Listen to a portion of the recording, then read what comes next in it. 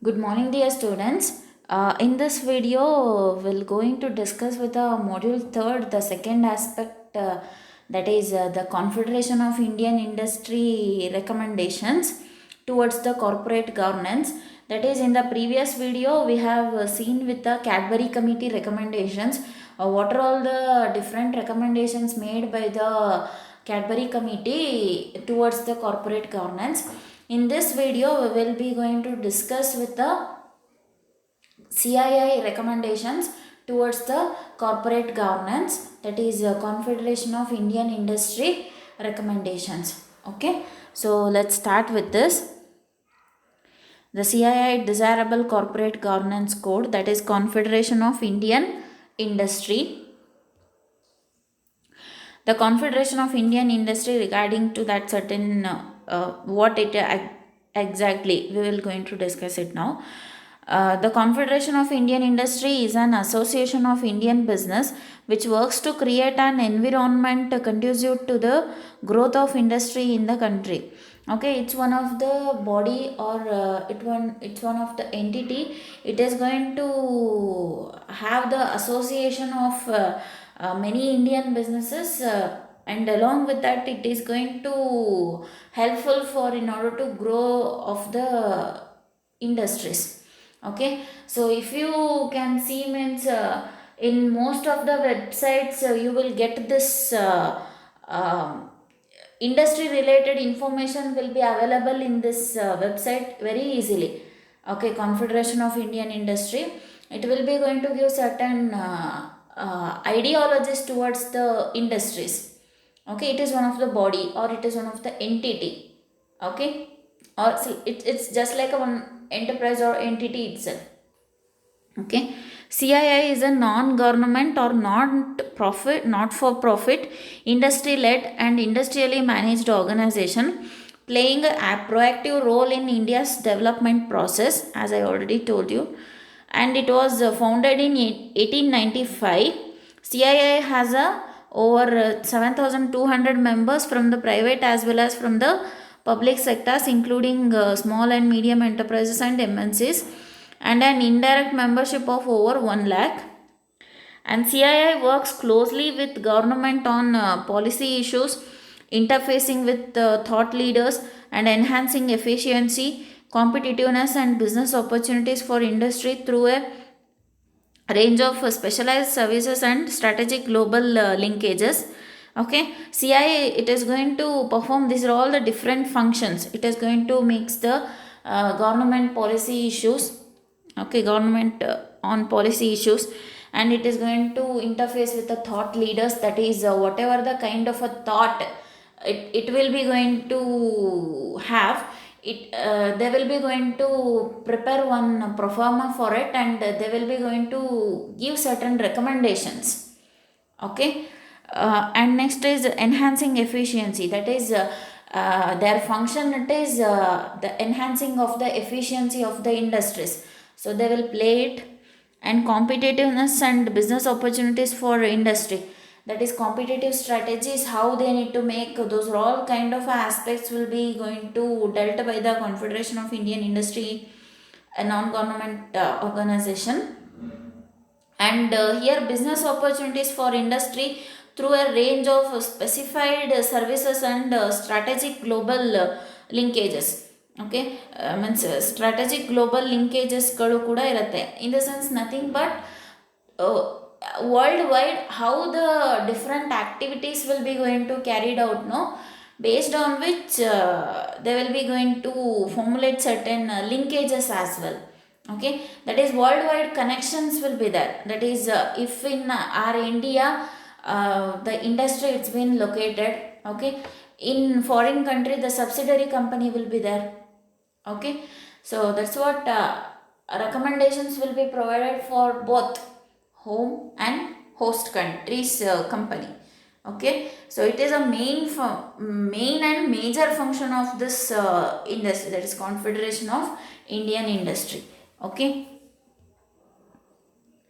and it has 64 offices including 9 centers of excellence in India. 7 overseas offices are there, In Australia, China, Egypt, France, Singapore, UK, and USA, as well as institutional partnerships with 224 counterparty organizations in 90 countries. CII, it is going to serve as a reference point for Indian industry and the international business community. The CII theme for 2014-15 is accelerating economic growth to strengthen a growth process that meets the aspirations of today's India. That is, every year they will be going to formulate certain themes. Okay, so in the year of 2014-15, this is the theme. Okay, just for example sake, I have quoted here. Okay, and next is desirable corporate governance, a code, that is recommendations have been started. Okay, in 1996, CII took a special initiative on corporate governance, the first institutional initiative in Indian industry. Okay, so ಈಗ ಏನಂತ ಈ committee ಇದೆ ಅಲ್ಲ, form ಅಂದರೆ confederation of Indian industry, ಇದು ನಾನ್ government organisation ಅಥವಾ it is one like NGO. Okay, so ಈ ಒಂದು ಇನ್ಸ್ಟಿಟ್ಯೂಷನ್, ಪ್ರೈವೇಟ್ ಇನ್ಸ್ಟಿಟ್ಯೂಷನ್ ಅವರು ಕಾರ್ಪೊರೇಟ್ ಗವರ್ನೆನ್ಸ್ ಮೇಲೆ ಸರ್ಟನ್ ರೆಕಮೆಂಡೇಶನ್ ಮಾಡಿದ್ದು ಫಸ್ಟ್ ಟೈಮ್. ಓಕೆ, ಬಟ್ ಆದರೆ ಈ ಕ್ಯಾಡ್ಬರಿ ಕಮಿಟಿ, ಆಮೇಲೆ ಕುಮಾರ್ ಮಂಗಲಂ ಬಿರ್ಲಾ ಕಮಿಟಿ, ಇವರೆಲ್ಲ ಏನಂತ ಹೇಳಿದರೆ ಗೌರ್ನಮೆಂಟಿಂದನೇ ಅಸೈನ್ ಮಾಡಿರೋ ಕಮಿಟೀಸ್ಗಳು. ಓಕೆ, ಬಟ್ ಇದೇನಂತ ಹೇಳಿದ್ರೆ it is just like a voluntary committee. They have been voluntarily quoted certain recommendations towards the corporate governance in the year of 1996. Okay, the objective was to develop and promote a code for corporate governance to be adopted and followed by Indian companies, be these in the private sector, the public sector, banks or financial institutions, all of which are corporate entities itself. Okay, that is main objective is to promote and develop with these are all the kinds of industry, whatever the kind of industry may be, it is going to provide certain recommendations towards those kind of companies. Okay, this initiative by CII followed from public concerns regarding the followings.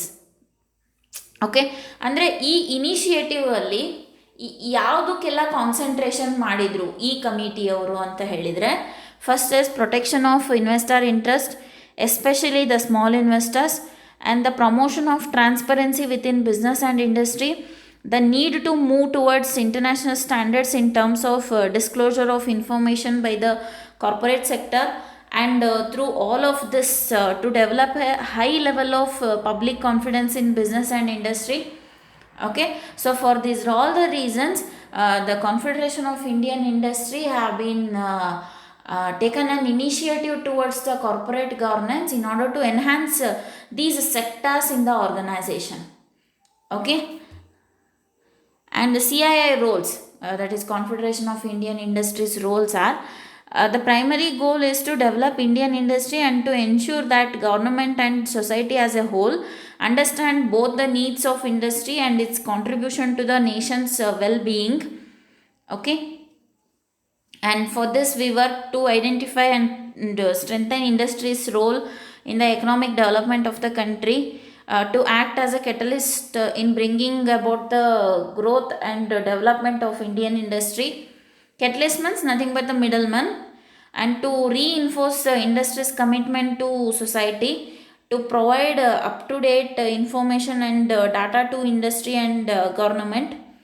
Okay, and to create awareness and support industry's efforts on quality, environment, energy management and consumer protection, to identify and address the special needs of the small sector to make it more competitive, to promote cooperation with counterpart organizations, to work towards the globalization of Indian industry and integration into the world economy. Okay, these are all the different roles of CII. Okay, those are all not require that much of explanation. Okay, now we'll go with the recommendations of the CII. Okay, CII recommendation for effective corporate governance. In that, the first recommendation is there is no need to adopt the German system of two-tier boards to ensure desirable corporate governance. A single board, if it performs well, can maximize long-term shareholder value just as well as a two or multi-tiered board. Equally, there is nothing to do suggest that a two-tier board per se is the panacea to all corporate problems. Okay, it's a phrase. Per se is the panacea. Okay, it's a phrase. I will tell you. So first recommendation ಏನು ಹೇಳ್ತಾರೆ ಅಂತ ಹೇಳಿದರೆ, ಈ German model ಪ್ರಕಾರ ನಾವು two tyre ಸಿಸ್ಟಮ್ನ follow up ಮಾಡ್ತಾರೆ. ಅಂದರೆ ನಾನು ನಿಮಗೆ ಇದರಲ್ಲಿ ಏನಂತೀರ, ಆ ಬೋರ್ಡ್ ಇದರಲ್ಲಿ ಹೇಳಿದ್ನಲ್ಲ, ಅಥಾರಿಟಿ ಮತ್ತು ಗವರ್ನಿಂಗ್ ಬೋರ್ಡ್ ಮತ್ತು ಟೂ ಟೈರ್ ಬೋರ್ಡ್ ಅಂತ ಹೇಳಿ. ಸೊ ಆ ಥರ ಬೋರ್ಡ್ ಅಂದರೆ ಟೂ ಟೈರ್ ಬೋರ್ಡನ್ನ ಏನು ಫಾಲೋ ಅಪ್ ಮಾಡೋದು ಬೇಕಾಗಿಲ್ಲ. ಸಿಂಗಲ್ ಬೋರ್ಡೇ it will be very effective in order to go with a good corporate governing system ಅಂತ ಹೇಳಿ ಕಮಿಟಿಯವರು ರೆಕಮೆಂಡ್ ಮಾಡ್ತಾರೆ. ಅಂದರೆ ಈ CII ಅವರು ರೆಕಮೆಂಡ್ ಮಾಡ್ತಾರೆ, ಇನ್ಸ್ಟಿಟ್ಯೂಷನ್ ಅವರು. Okay, per se is the panacea to all problems ಅಂತ ಹೇಳಿದರೆ, that itself is the very good suggestion for all the kinds of a problems ಅಂತ ಹೇಳಿ. ಓಕೆ, ಅಂದರೆ ಇಲ್ಲಿ ಫಸ್ಟ್ ರೆಕಮೆಂಡೇಶನ್ ಏನು ಬಂತು, ಟೂ ಟೈರ್ ಬೋರ್ಡ್ ಸಿಸ್ಟಮ್ ಇರಬಾರ್ದು. Okay, just one system, governing system ಆದರೂ ಇರಬೇಕು, ಇಲ್ಲ ಅಥಾರಿಟಿ ಸಿಸ್ಟಮ್ ಆದರೂ ಇರಬೇಕು ಅಂತ ಹೇಳಿ ಈ ಕಮಿಟಿಯವರು, ಅಂದರೆ ಈ ಇನ್ಸ್ಟಿಟ್ಯೂಷನ್ ಅವರು, ಪ್ರೈವೇಟ್ ಇನ್ಸ್ಟಿಟ್ಯೂಷನ್ ಅವರು, they have been suggested. Okay, but it's not been properly implemented in the provisions are in the act, but it's been suggested by the CII. Okay, and next recommendation 2 is, any listed companies with a turnover of rupees 100 crores and above should have professionally competent, independent, non-executive directors who should constitute at least 30% of the board if the chairman of the company is a non-executive director, or at least 50% of the board if the chairman and managing director is the same person. Okay, this has been implemented in the act. Okay, that is any listed companies with a turnover of 100 crores or more should have professionally competent independent directors ಮತ್ತು ನಾನ್ executive directors listed ಕಂಪನಿಯಲ್ಲಿ ಇರಲೇಬೇಕು ಅಂತ ಒಂದು rule. Okay, ಅದ್ರ ಜೊತೆಗೆ at least 30% ಬೋರ್ಡಲ್ಲಿ at least 30% ಅಂದರೆ ಆ ಬೋರ್ಡಲ್ಲಿ 30% ಆದ್ರೂ ಕೂಡ ಚೇರ್ಮನ್ ಆಫ್ ದ ಕಂಪನಿ ಇರಬೇಕು. ಇಫ್ ಸಪೋಸ್ ಏನಾದರೂ ಆ ಚೇರ್ಮನ್ನು ನಾನ್ ಎಕ್ಸಿಕ್ಯೂಟಿವ್ ಡೈರೆಕ್ಟರ್ ಆಗಿನೂ ಕೂಡ ಇರ್ಬೋದು. Okay, and next at least 50% of the board if the chairman and managing director is the same person. Okay, 50% ಏನಾದರೂ ಇತ್ತು ಅಂತ ಹೇಳಿದ್ರೆ ಬೋರ್ಡ್ ಕಾನ್ಸ್ಟಿಟ್ಯೂಷನಲ್ಲಿ ಚೇರ್ಮನ್ನು ಮತ್ತು ಮ್ಯಾನೇಜಿಂಗ್ ಡೈರೆಕ್ಟರು ಸೇಮ್ ಪರ್ಸನ್ ಆಗಿ ಕ್ಯಾರಿ ಮಾಡ್ಬೋದು ಆಪ್ರೇಷನ್ಸ್ಗಳನ್ನ. ಓಕೆ, ಸೊ ಅಂದರೆ ಯಾವ್ದ್ಯಾವ್ದು ಪರ್ಸಂಟೇಜಸ್ ಮೇಲೆ ಅಥವಾ ಈ ಸ್ಲ್ಯಾಬ್ ರೇಟ್ ಮೇಲೆ ಯಾರೆಲ್ಲ ರನ್ ಮಾಡ್ಬೋದು ಆರ್ಗನೈಸೇಷನಲ್ಲಿ ಅಂತ ಹೇಳಿ ಈ ಪ್ರೊವಿಷನ್ ಅಥವಾ ಸೆಕೆಂಡ್ ರೆಕಮೆಂಡೇಶನ್ನು ಹೇಳುತ್ತೆ. Okay, next is recommendation 3. No single person should hold directorships in more than 10 listed companies ಅಂತ ಹೇಳ್ತಾರೆ. ಓಕೆ, ಬಟ್ ಈಗ ಅದು ಏನಂತಾಗಿದೆ, 20 ಕಂಪನೀಸಲ್ಲಿ ಒಬ್ಬ ಡೈರೆಕ್ಟರು 20 ಕಂಪನೀಸಲ್ಲಿ ಡೈರೆಕ್ಟರ್ಶಿಪ್ಸ್ನ ಫಾಲೋ ಅಪ್ ಮಾಡ್ಬೋದು. ಬಟ್ ಇದು 1996 ರೆಕಮೆಂಡೇಶನ್ ಅಲ್ಲ. ಸೊ ಹಾಗಾಗಿ 10 ಲಿಸ್ಟೆಡ್ ಕಂಪನೀಸಲ್ಲಿ ಮಾತ್ರ ಅವರಿಗೆ ಡೈರೆಕ್ಟರ್ಶಿಪ್ಸ್ ಇರುತ್ತೆ. ಓಕೆ, ಅಂದರೆ ಲಿಸ್ಟೆಡ್ ಕಂಪನಿ ಇರ್ಬೋದು, ಪಬ್ಲಿಕ್ ಕಂಪನಿ ಇರ್ಬೋದು. ಇವ್ರು ಜಸ್ಟ್ ಲಿಸ್ಟೆಡ್ ಕಂಪನೀಸಿಗೆ ಅಂತ ಹೇಳಿದ್ದಾರೆ. ಬಟ್ ಆದರೆ ಪ್ರೈವೇಟ್ ಮತ್ತು ಪಬ್ಲಿಕ್ ಕಂಪನಿಗೆ ಬಂದ್ರೂ ಕೂಡ ಸೇಮ್ ರೂಲೇ ಕೂಡ ಅವಾಗೂ ಇಂಪ್ಲೈ ಆಗಿತ್ತು. ಓಕೆ, ಬಟ್ ಇವಾಗ ಮಾತ್ರ 20 ಕಂಪನೀಸಲ್ಲಿ ಆಲ್ಟರ್ನೇಟಿವ್ ಡೈರೆಕ್ಟರ್ಶಿಪ್ಪನ್ನು ಒಬ್ಬ ಪರ್ಸನ್ನು ಹೋಲ್ಡ್ ಮಾಡ್ಬೋದು. Okay, this is regarding recommendation 3. And recommendation 4, for non-executive directors to play a material role in corporate decision making and maximizing long-term shareholder value, they need to, okay, ಅಂದರೆ ನಾನ್ executive ಡೈರೆಕ್ಟರ್ಸಿಗೆ decision ಮೇಕಿಂಗಲ್ಲಿನೂ ಕೂಡ participant ಮಾಡಬೇಕು, ಅದ್ರ ಜೊತೆಗೆ long term shareholder ವ್ಯಾಲ್ಯೂನೂ ಕೂಡ ಸಿಗಬೇಕು ಅಂತ ಹೇಳಿದರೆ ಅವರೆಲ್ಲ ಈ ಥರ ಇರಬೇಕು ಅಂತೇಳಿ. Okay, become active participants in boards, not passive advisors. Okay, not just they need to participate in the board discussions, and just by providing the suggestions it's not enough. They need to carry out their actions as well. Okay, ಈಗ ನಾವೇನು ಕೆಲಸ ಮಾಡ್ತೀವಿ ಅನ್ನೋದ್ರ ಮೇಲೆ ನಮ್ಮನ್ನು ನಾವು ಗುರುತಿಸ್ಕೋಬೋದು. ಸುಮ್ಮನೆ ಮಾತಾಡಿ ಹಿಂಗೆ ಮಾಡಬೇಕು ಹಂಗೆ ಮಾಡಬೇಕು ಅಂತ ಹೇಳಿದ್ರೆ ನಡೆಯಲ್ಲ. ಓಕೆ, ಆ ಒಂದು ರೀಸನಿಗೋಸ್ಕರ they need to become as active participants in board, not passive advisors. Okay, and have clearly defined responsibilities within the board, such as the audit committee. Okay, if non-executive directors are placed in the audit committee, then they need to carry out that operation.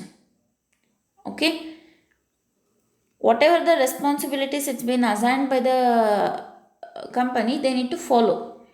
Okay, and know how to read a balance sheet, profit and loss account, cash flow statements and financial ratios, and have some knowledge of various company laws.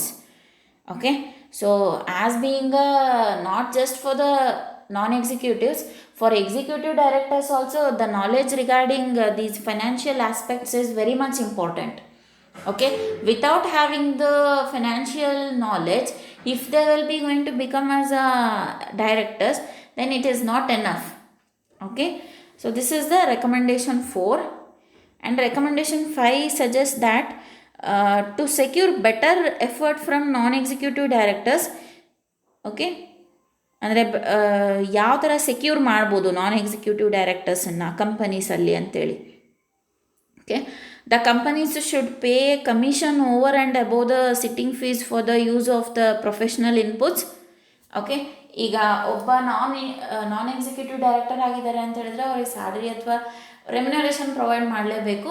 So remuneration fees ಮತ್ತು commission, ಅದಾದಮೇಲೆ sitting fees, ಇದು ಮೂರನ್ನು pay ಮಾಡಬೇಕು ಅಂತ ಹೇಳಿ ಈ ಕಮಿಟಿಯವರು, ಅಂದರೆ ಈ ಕಾನ್ಫೆಡರೇಷನ್ ಆಫ್ ಇಂಡಿಯನ್ ಇಂಡಸ್ಟ್ರಿ ಬಾಡಿಯವರು ಹೇಳ್ತಾರೆ. Okay, and next is consider offering stock options so as to relate rewards to performance. Okay, consider offering stock options ಅಂತ ಹೇಳಿದ್ರೆ, ಈಗ ಕೆಲವೊಂದು ಶೇರ್ಸ್ಗಳನ್ನ ಪರ್ಚೇಸ್ ಮಾಡಿರ್ತಾರೆ ಅಥವಾ ಕೆಲವೊಂದು ಸ್ಟಾಕ್ಸ್ಗಳು ಇರುತ್ತೆ. ಓಕೆ, ಆ ಸ್ಟಾಕ್ಸ್ಗಳನ್ನು ರಿವಾರ್ಡಾಗಿ ಕೊಡೋದು, ಅವರು ಪರ್ಫಾರ್ಮೆನ್ಸ್ ಪರ್ಫೆಕ್ಟಾಗಿತ್ತು ಅಂತ ಹೇಳಿದ್ರೆ. ಓಕೆ, ಸೊ ಆ ಥರನೂ ಕೂಡ ಡ್ಯೂ ಕನ್ಸಿಡರೇಷನ್ಸನ್ನು ನಾನ್ ಎಕ್ಸಿಕ್ಯೂಟಿವ್ ಡೈರೆಕ್ಟರ್ಸಿಗೆ ಕೊಡ್ಬೋದು ಅಂತ ಹೇಳಿ ಈ ಕಾನ್ಫೆಡರೇಷನ್ ಆಫ್ ಇಂಡಿಯಾ ಇಂಡಸ್ಟ್ರಿಯವರು ರೆಕಮೆಂಡ್ ಮಾಡಿದ್ದಾರೆ 1996ಅಲ್ಲಿ. Okay, and recommendation 6 suggest that while reappointing members of the board,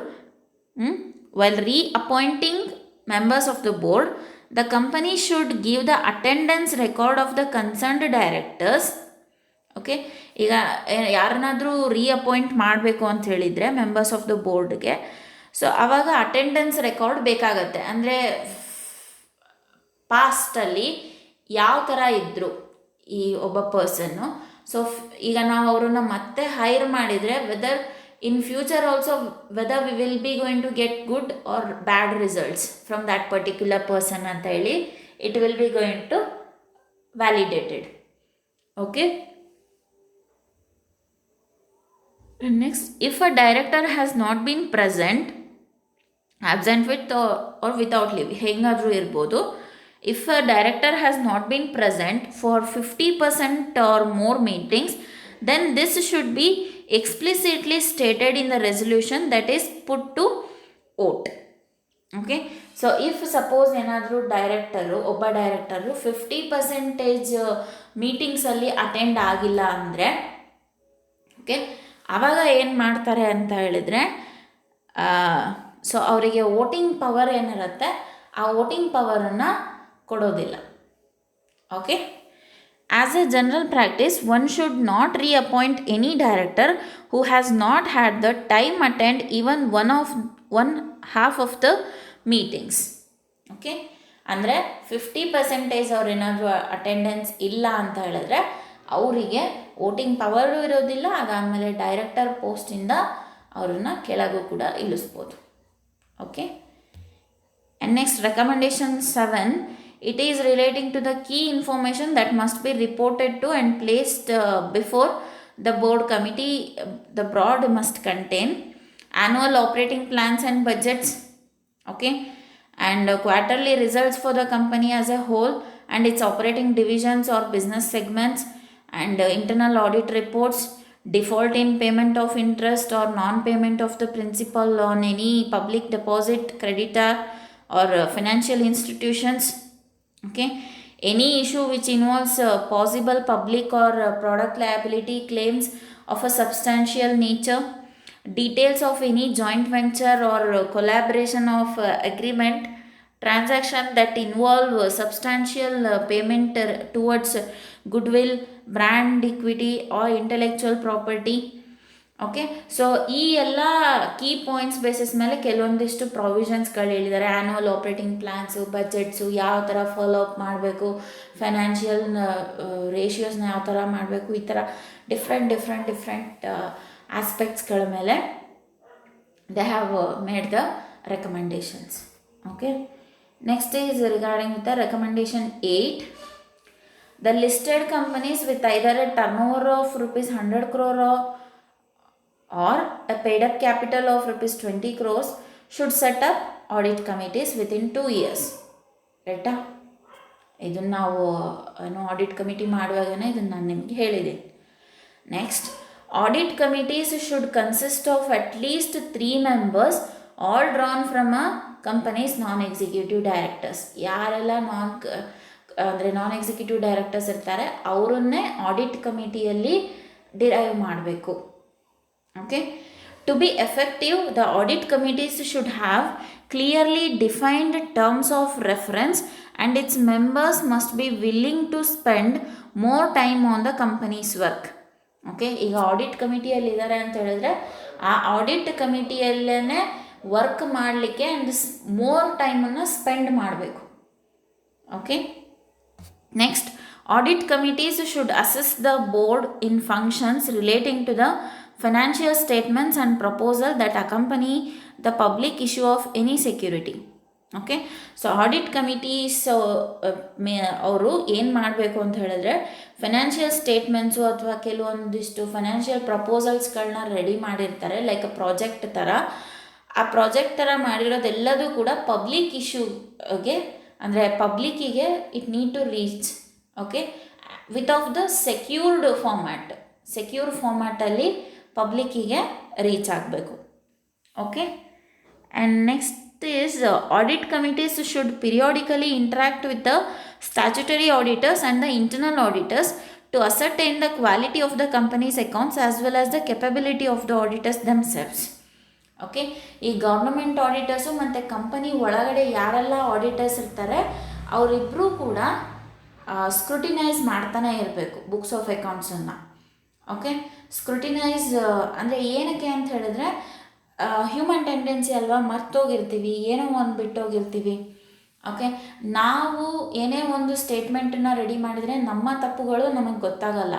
ಬೇರೆಯವ್ರು ಏನೇ ಹೇಳಿದರೆ ಅದು ಬೇರೆಯವ್ರು ನೋಡಿದ ತಕ್ಷಣವೇ ಅವರಿಗೆ ನಮ್ಮ ತಪ್ಪೇನು ಅಂತ ಹೇಳಿ ಗೊತ್ತಾಗುತ್ತೆ. ಆ ಒಂದು ರೀಸನಿಗೋಸ್ಕರ ಈ ಗೌರ್ನಮೆಂಟ್ ಆಡಿಟರ್ಸ್ ಜೊತೆನೂ ಕೂಡ ಡಿಸ್ಕಷನ್ ಮಾಡಿ ಆ್ಯಂಡ್ ಇಂಟರ್ನಲ್ ಆಡಿಟರ್ಸು ಕೂಡ ವ್ಯಾಲ್ಯೂಯೇಟ್ ಮಾಡ್ಕೋಬೇಕು ಅವರು ನಾವು ಮಾಡಿರೋದು ಕರೆಕ್ಟ್ ಇದೆನಾ ಅಥವಾ ರಾಂಗ್ ಇದೆನಾ.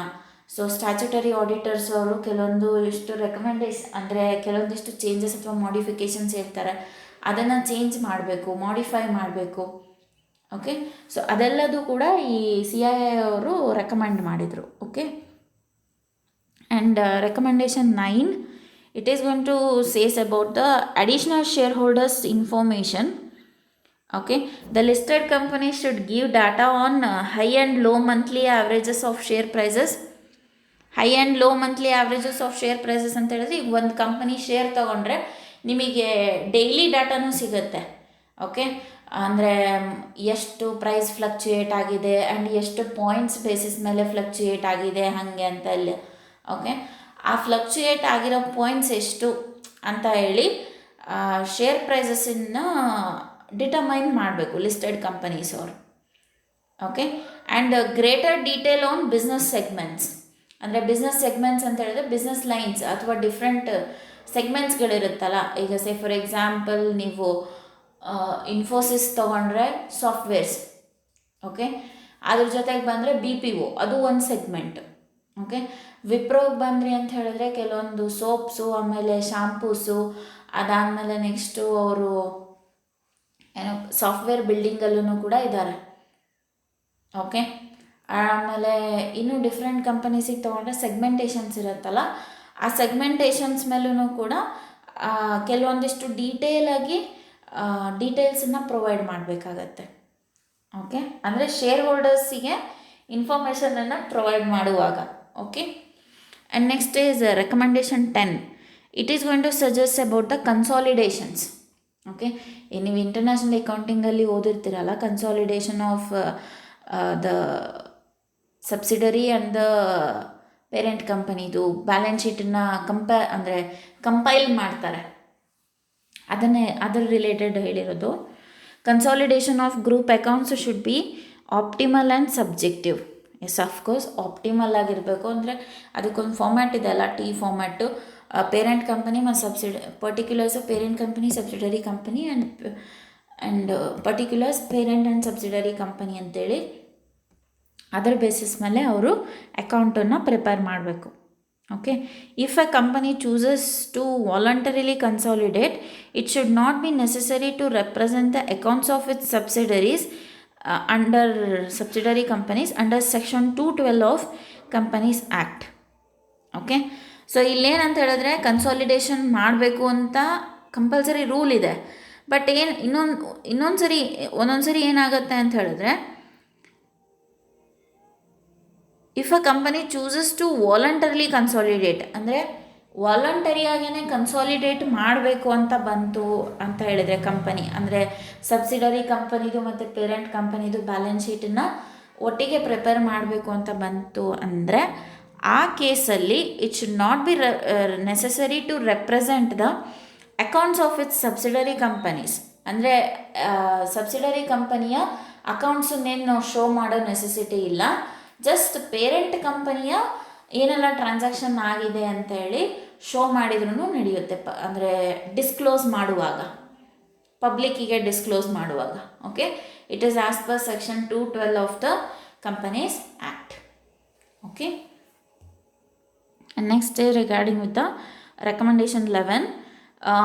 Major Indian stock exchanges should gradually insist upon a compliance certificate signed by the CEO and the CFO, which clearly states that the management is responsible for the preparation, integrity and fair presentation of the financial statements and other information in the annual report. Okay, so ಏನಂತ ಹೇಳಿದ್ರೆ ಒಂದು compliance certificate ಇರುತ್ತೆ. ಆ compliance certificate ಮೇಲೆ CEO ಮತ್ತು CFOs signature ಮಾಡಿ ಕಂಪನಿಗೆ ಕೊಡಬೇಕು. ಅದರಲ್ಲಿ ಏನಿರುತ್ತೆ ಅಂತ ಹೇಳಿದರೆ, ಮ್ಯಾನೇಜ್ಮೆಂಟೇ ರೆಸ್ಪಾನ್ಸಿಬಲ್ ಇರುತ್ತೆ. ಏನೇ ಅಕೌಂಟ್ಸು ಮತ್ತು ಅಕೌಂಟ್ಸ್ ಪ್ರಿಪೇರ್ ಮಾಡಿದರೆ, ಆಮೇಲೆ ಎಲ್ಲೇ ಏನಾದರೂ ಫಾಲ್ಸಿಫಿಕೇಷನ್ ಆದರೆ ಮ್ಯಾನೇಜ್ಮೆಂಟೇ ರೆಸ್ಪಾನ್ಸಿಬಲ್ಲು. ಆಮೇಲೆ ಅಕೌಂಟ್ಸ್ ಪ್ರಿಪೇರ್ ಮಾಡಿರೋದು ಇಂಟಿಗ್ರಿಟಿ ಆಗಿರಬೇಕು, ಫೇರ್ ಆಗಿರಬೇಕು. ಓಕೆ, ಆಮೇಲೆ it is not just regarding with the annual financial statements, it may be regarding with the ethics following certain crimes. Okay, ಅದೆಲ್ಲದೂ ಮಾಡಿದಾಗೂ ಕೂಡ ಅಂದರೆ ಆ್ಯನ್ಯುವಲ್ ರಿಪೋರ್ಟನ್ನು ಮಾಡಿದಾಗ ಯಾವುದೇ ಥರದ ಗ್ಲಿಚಸ್ಗಳು ಇರಬಾರ್ದು. ಓಕೆ, ಸೊ ಆ ಥರ ಇರಬೇಕು ಅಂತ ಹೇಳಿ ಅಂದರೆ CEOs ಮತ್ತು CFOs ಒಂದು ಸಿಗ್ನೇಚರನ್ನು ಮಾಡಿ ಕೊಡಬೇಕು. The management is responsible for the preparation, integrity and fair presentation of the financial statements and other information in the annual report. Okay, and next regarding with the recommendation 12. For all companies with a paid up capital of rupees 20 crores or more, the quality and quantity of disclosure that accompanies a GDR issue should be the norm for any domestic issue, that is GDR means Global Depository Receipt. Okay, so ಇಲ್ಲಿ ಏನಂತ ಹೇಳ್ತಿದ್ದಾರೆ ಅಂದರೆ ಯಾವುದೆಲ್ಲ ಕಂಪನೀಸ್ದು paid up share capital 20 crores ಜಾಸ್ತಿ ಇರುತ್ತೆ, ಅವರ quality ಮತ್ತು ಕ್ವಾಂಟಿಟಿನ ಡಿಸ್ಕ್ಲೋಸ್ ಮಾಡುವಾಗ ಗ್ಲೋಬಲ್ ಡೆಪಾಸಿಟರಿ ರೆಸಿಟ್ಸ್ ಇಶ್ಯೂಗೆ ಮ್ಯಾಚ್ ಆಗುವ ಹಾಗೆ, ಅಂದರೆ ಡೊಮೆಸ್ಟಿಕ್ ಇಶ್ಯೂ ಅಂತ ಹೇಳಿದ್ರೆ ನಮ್ಮ ಇಶ್ಯೂ, ನಮ್ಮ ಇಂಡಿಯನ್ ಅಂದರೆ ಅದರಲ್ಲಿ GDRs ಮತ್ತು ಅಮೇರಿಕನ್ ಡೆಪಾಸಿಟರಿ ರೆಸಿಟ್ಸ್ ಅಂತ ಹೇಳಿ ಬರುತ್ತಲ್ಲ, ಸೊ ಅಲ್ಲಿ ನಾವು ಡಿಸ್ಕ್ಲೋಸ್ ಮಾಡುವಾಗ ನಮ್ಮ ಅಂದರೆ ಡೊಮೆಸ್ಟಿಕ್ ಇಶ್ಯೂಗೂ ಮತ್ತು ಗ್ಲೋಬಲ್ ಡೆಪಾಸಿಟರಿ ರೆಸಿಟ್ ಇಶ್ಯೂಗೂ ಮ್ಯಾಚಪ್ ಆಗಬೇಕು. ಮ್ಯಾಚ್ ಆಗಿಲ್ಲ ಅಂತ ಹೇಳಿದ್ರೆ ಎಲ್ಲೋ ನಾವು ಫಾಲ್ಸ್ ಮಾಡಿದ್ದೀವಿ ಅಂತ ಹೇಳಿ. ಓಕೆ, ಸೊ ಹಾಗಾಗಿ ಪೇಡ್ ಅಪ್ ಶೇರ್ ಕ್ಯಾಪಿಟಲ್ ಯಾರ್ದೆಲ್ಲ 20 crores ಆರ್ ಮೋರ್ ಇರುತ್ತೆ ಅವರು ಡಿಸ್ಕ್ಲೋಸ್ ಮಾಡುವಾಗ ಗ್ಲೋಬಲ್ ಡೆಪಾಸಿಟರಿ ರೆಸಿಟ್ ಅಂದರೆ it's one of the document where the currencies are going to be shown, ರೈಟಾ? ಸೊ ಈ ಡೊಮೆಸ್ಟಿಕ್ ಇಶ್ಯೂ ಜೊತೆ ಅದು ಮ್ಯಾಚ್ ಆಗಬೇಕು. Okay, and next is recommendation 13. Okay, government must allow for greater funding to the corporate sector against the security of shares and other paper. Okay, government need to provide certain funding for the corporate sectors. Okay, ಅಂದರೆ ಗೌರ್ಮೆಂಟಿಂದ certain financial assistance need to be provided ಅಂತ ಹೇಳಿ CII ಅವರ recommendation ಇದು. Okay, ಕೊಡ್ತಾರೆ government ಅವರು ಕೂಡ, company ಅಂದರೆ ಚೆನ್ನಾಗಿರಬೇಕು, ಕಾರ್ಪೊರೇಟ್ ಸೆಕ್ಟರ್ ಚೆನ್ನಾಗಿರಬೇಕು ಅಂತೇಳಿ they will provide. Okay, next recommendation 14. If any company goes to more than one credit rating agency, then it must divulge in the prospectus and issue document the rating of all the agencies that did such an exercise. Okay, ಈಗ credit rating ಏಜೆನ್ಸಿಯ ಒಂದು performance ಏನು ಅಂತ ಹೇಳಿದ್ರೆ, ಒಬ್ಬ individual ಪರ್ಸನ್ನ ಅಥವಾ ಒಂದು ಕಂಪನಿಯ credit ಯಾವ ಥರ ರೀಇಂಬರ್ಸ್ ಮಾಡ್ತಾರೆ, ಕ್ರೆಡಿಟ್ ವರ್ತಿನೆಸ್ ಏನು ಅಂತ ಹೇಳಿ ಕ್ರೆಡಿಟ್ ರೇಟಿಂಗ್ ಏಜೆನ್ಸಿಯವರು ಅಸೆಸ್ ಮಾಡ್ತಾರೆ. ಓಕೆ, ಈ ಸಿಬಿಲ್ ಸ್ಕೋರ್ನ ಕೊಡ್ತಾರೆ ನೋಡಿ. ಓಕೆ, ಆ ಸಿಬಿಲ್ ಕೋರ್ಸ್ ಅಂತ ಹೇಳಿದ್ರೆ ಆ ಲೋನ್ನ ಯಾವ ಥರ ಅವ್ರು ರೀಇಂಬರ್ಸ್ ಮಾಡಿರ್ತಾರೆ. ಅಂದರೆ ಫಾರ್ ಎಕ್ಸಾಂಪಲ್, ಈಗ ನಾನು 10 ಲಕ್ಷ ಒಂದು ಇನ್ಸ್ಟಿಟ್ಯೂಷನಿಂದ ತೊಗೊಂಡಿದ್ದೀನಿ ಅಂತ ಅಂದ್ಕೊಳ್ಳಿ. ಆ 10 ಲಕ್ಷನ ನಾನು ತೊಗೊಂಡಿದ್ದೆ ಅಂತ ಹೇಳಿದ್ರೆ ವಿತಿನ್ ನಾನು ಅಂದರೆ ಮೆಚುರಿಟಿ ಡೇಟ್ ಏನಿರುತ್ತೆ ಆ ಸಾಲನ ತೀರ್ಸೋಕ್ಕೆ 5 years ಇರುತ್ತೆ ಅಂತ ಅಂದ್ಕೊಳ್ಳಿ. ಬಟ್ ನನ್ನ ಇನ್ಕಮ್ ಚೆನ್ನಾಗಿರುತ್ತೆ, ಸೊ ಹಾಗಾಗಿ ನಾನು EMI ಜಾಸ್ತಿ ಕಟ್ತಾ ಹೋದರೆ ವಿತಿನ್ 2 yearsಲ್ಲಿ ನಾನು ಆ ಲೋನನ್ನ ಫುಲ್ಫಿಲ್ ಮಾಡ್ತೀನಿ ಅಂತ ಅಂದ್ಕೊಳ್ಳಿ. ಸೊ ಅವಾಗ ಏನಾಗುತ್ತೆ ಅಂತ ಹೇಳಿದ್ರೆ ಸಿಬಿಲ್ ಸ್ಕೋರು ನಮಗೆ ಜಾಸ್ತಿ ಸಿಗುತ್ತೆ, ಆ್ಯಂಡ್ ಎಲ್ಲ ಇನ್ಸ್ಟಿಟ್ಯೂಷನ್ನವರು ಕೂಡ ನಮಗೇನೆ ಕ್ರೆಡಿಟನ್ನು ಕೊಡೋಕ್ಕೆ ಮುಂದೆ ಬರ್ತಾರೆ. ಯಾಕೆ ಅಂತ ಹೇಳಿದ್ರೆ ರೀಇಂಬರ್ಸ್ಮೆಂಟ್ ಅಥವಾ repayment of the loan is very consistent ಅನ್ನೋ ಒಂದು ರೀಸನಿಗೋಸ್ಕರ. ಓಕೆ, ಆ ಥರ ಯಾವುದೆಲ್ಲ ಅಂದರೆ ಯಾರೆಲ್ಲ ಪರ್ಸನ್ನು ಅಥವಾ ಕಂಪನಿಯ ರೀಪೇಮೆಂಟ್ ಆಫ್ ಲೋನ್ ಕೆಪಾಸಿಟಿ ಜಾಸ್ತಿ ಇದೆ ಅವರಿಗೆ ಕ್ರೆಡಿಟನ್ನು ಜಾಸ್ತಿ ಕೊಡಬೇಕು ಅಂತ ಹೇಳಿ ರೆಕಮೆಂಡೇಷನನ್ನು ಮಾಡಿದ್ದಾರೆ. Okay, and next second recommendation of 14th recommendation is, it is not enough to state the ratings. These must be given in a tabular format that shows where the company stands relative to higher and lower ranking. It makes considerable difference to an investor to know whether the rating agency or agencies place the company in the top slots or in the middle or in the bottom. Okay, so ಈಗ ಏನು ಈ credit ರೇಟಿಂಗನ್ನು ಕೊಡ್ತಾರೆ ಅದು tabular ಫಾರ್ಮ್ಯಾಟಲ್ಲಿ represent ಆಗಬೇಕು. So ಆ tabular ಫಾರ್ಮ್ಯಾಟಲ್ಲಿ represent ಆಯಿತು ಅಂತ ಹೇಳಿದ್ರೆ ಹೈ ರ್ಯಾಂಕಿಂಗ್ ಯಾವ ಕಂಪನಿಗಿದೆ, ಲೋ ರ್ಯಾಂಕಿಂಗ್ ಯಾವ ಕಂಪನಿಗಿದೆ ಅದನ್ನು ಡಿಸ್ಕ್ಲೋಸ್ ಮಾಡಬೇಕು. ಅದಾದಮೇಲೆ ಈಗ ಏಜೆನ್ಸೀಸು ಟಾಪ್ ಸ್ಲಾಟಲ್ಲಿದ್ದಾನ ಅಥವಾ ಮಿಡಲ್ ಸ್ಲಾಟಲ್ಲಿದ್ದಾನ ಅಥವಾ ಲೋ ಸ್ಲಾಟಲ್ಲಿದ್ದಾನ ಅಂತ ಹೇಳಿನೂ ಕೂಡ ಡಿಸಿಷನನ್ನು ಮಾಡಬೇಕು. Okay, so this is regarding the recommendation 14. And next recommendation is 15. The companies that default on fixed deposits should not be permitted to. It is relating to the fixed deposits. Okay, if the fixed deposits accept further deposits and make intercorporate loans or investments until the default is made good. Okay, that is further deposits ನ accept ಮಾಡಬಾರ್ದು. ಏನಕ್ಕೆ ಅಂತ ಹೇಳಿದ್ರೆ, first inter corporate transactions ಅಥವಾ loans ಏನಿರುತ್ತೆ ಅದು if suppose clear ಆಗಿಲ್ಲ ಅಂತ ಹೇಳಿದರೆ ಫರ್ದರ್ ಡೆಪಾಸಿಟನ್ನು ಕಂಪನೀಸಿಂದ ಅಕ್ಸೆಪ್ಟ್ ಮಾಡಬಾರ್ದು ಅಂತ ಹೇಳಿ ಈ ರೆಕಮೆಂಡೇಶನ್ನು ಹೇಳುತ್ತೆ. Okay, next is declare dividends until the default is made good.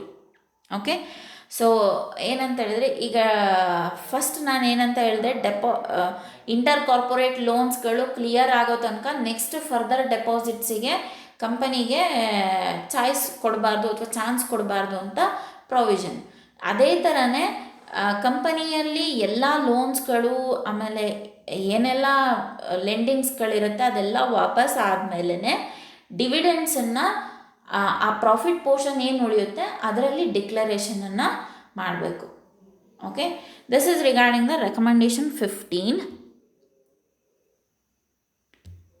Okay, so these are the different recommendations as per the Confederation of Indian Industry Private Institution or the non-government institution.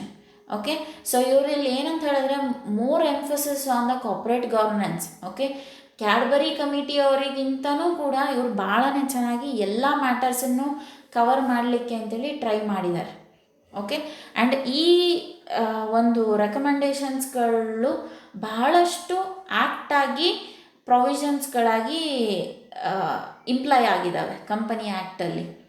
Okay, so this is all regarding with the confederation of Indian industry recommendations. Okay, so we have completed with the second aspect in the module 3rd, that is recommendations of CII. Okay, so thank you, and please subscribe for my channel for the next, in order to get with the next video updates. Okay, thank you.